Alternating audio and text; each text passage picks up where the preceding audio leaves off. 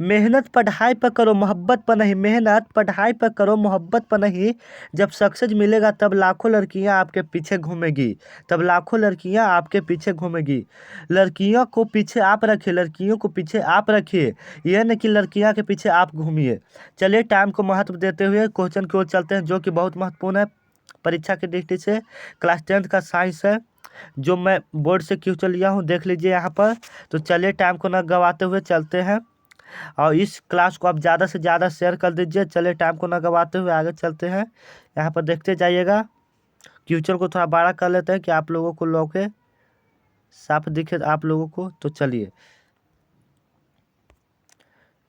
चलिए पूछ रहा है, पहला क्वेश्चन, निम्नलिखित में किसका अल्पतनांक अधिक होता है। पहला क्वेश्चन है, निम्नलिखित में किसका अल्पतनांक अधिक होता है। तो आपको हम बता देना चाहते हैं कि हीरा का अल्पतनांक सबसे अधिक होता है। आप याद करते जाइए, हम तुरंत आपको याद करवाते जाएंगे। साथ में आप चाहे तो इस वीडियो का स्क्रीनशॉट भी ले सकते हैं। निम्नलिखित में किसका अल्पतनांक अधिक होता है, हीरा का। निम्नलिखित में किसका अल्पतनांक अधिक होता है, हीरा का। यदि आप आप थोड़ा भी पढ़ाई से पढ़ाई से प्यार करते हैं तो मेरे वीडियो को सब्सक्राइब कर दें, और दोस्तों में शेयर करना न भूलें, और लाइक करना न भूलें। तो चलिए, अवतल दर्पण की फोकस दूरी होती है, अवतल दर्पण की फोकस दूरी होती है, अवतल दर्पण की फोकस दूरी होती है। तो आपको बताना है कि अवतल दर्पण की फोकस दूरी क्या होती है, ऋणात्मक होती है। क्या होती है, ऋणात्मक, ऋणात्मक। आपको हम बता दें कि अवतल दर्पण की फोकस दूरी ऋणात्मक, अवतल दर्पण की फोकस दूरी ऋणात्मक, और उत्तल दर्पण की फोकस दूरी धनात्मक, और उत्तल दर्पण की फोकस दूरी धनात्मक, मतलब पॉजिटिव। क्या पॉजिटिव, इसको इंग्लिश धनात्मक के इंग्लिश में पॉजिटिव बोलते हैं, ऋणात्मक के इंग्लिश में नेगेटिव बोलते हैं। आपको हम कुछ इंग्लिश भी सिखाते जाएंगे। चलिए, किसी लेंस में मुख्य फोकस की संख्या कितनी होती है। तो आपको हम बता दें कि किसी लेंस में मुख्य फोकस की संख्या 2 होती है। आप याद करते जाइएगा, किसी लेंस में मुख्य फोकस की संख्या कितनी होती है, 2 होती है। तो चलिए, पूछ रहा है 4 नंबर क्वेश्चन की, दाढ़ी बनाने में कौन सा दर्पण उपयुक्त होता है। तो आपको पता ही होगा कि दाढ़ी बनाने में कौन सा दर्पण उपयुक्त होता है। तो अवतल दर्पण। कौन सा दर्पण, अवतल दर्पण। दाढ़ी बनाने में कौन सा दर्पण, अवतल दर्पण। दाढ़ी बनाने में कौन सा दर्पण, अवतल दर्पण, जो कि परीक्षा की दृष्टि से बहुत महत्वपूर्ण है।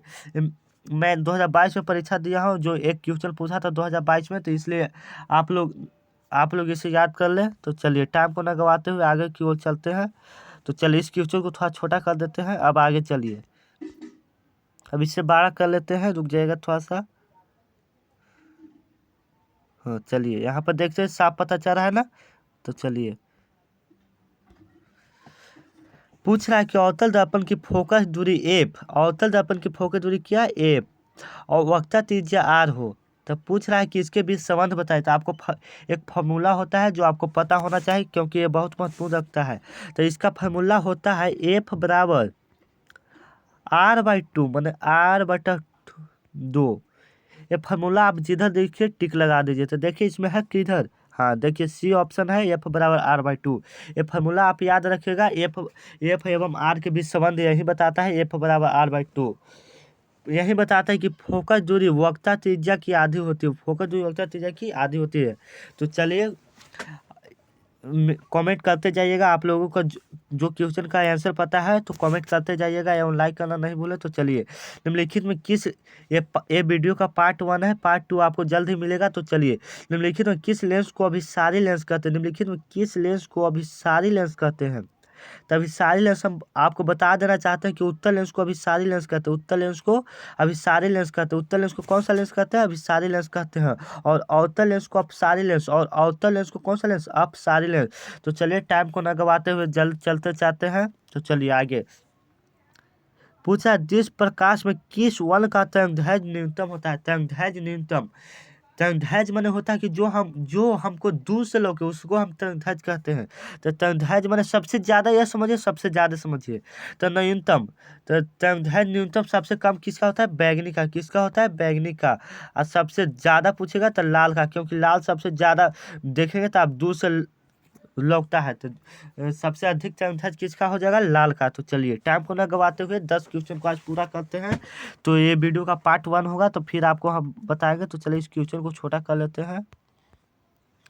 चलिए, 10 क्वेश्चन है इसमें, थोड़ा बड़ा कर लेते हैं इसे, रुक जाए थोड़ा सा।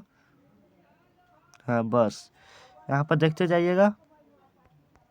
तो चलिए, पूछ रहा है कि तारों का टिमटिमाना किस घटना के को दर्शाता है। तारों का टिमटिमाना किस घटना को दर्शाता है, तो आपको हम बता दें कि प्रकाश के अपवर्तन को दर्शाता है। किसको दर्शाता है? प्रकाश के अपवर्तन को दर्शाता है। तारों का टिमटिमाना प्रकाश के अपवर्तन को दर्शाता है। तो चलिए आगे चलते हैं। निम्नलिखित में किसमें प्रकाश की चाल सबसे अधिक होती है, तो आपको हम बता दें कि निम्नलिखित में किसमें प्रकाश की चाल सबसे अधिक होती है, तो सबसे अधिक होगा निर्वात में। क्या में होगा? निर्वात में। ढेर बच्चे कंफ्यूज यहाँ पर हो रहे हैं कि DAB दोनों दिया है, तो हम आपको बता देना चाहते हैं कि ये वायु और निर्वात एक हो सकता है, प्रकाश थोड़े हो सकता है। देखिए, ये भी कह रहा था कांच में नहीं ना हो सकता है, AC होता तो इसका आंसर D हो जाता। तो चलिए टाइम को न गवाते हुए आगे चलते हैं। प्रकाश के अपवर्तन के कितने नियम होते हैं? 2 नियम। प्रकाश के अपवर्तन के कितने नियम होते हैं? 2 नियम। प्रकाश के अपवर्तन के 2 नियम होते हैं और परावर्तन के भी 2 नियम होते हैं।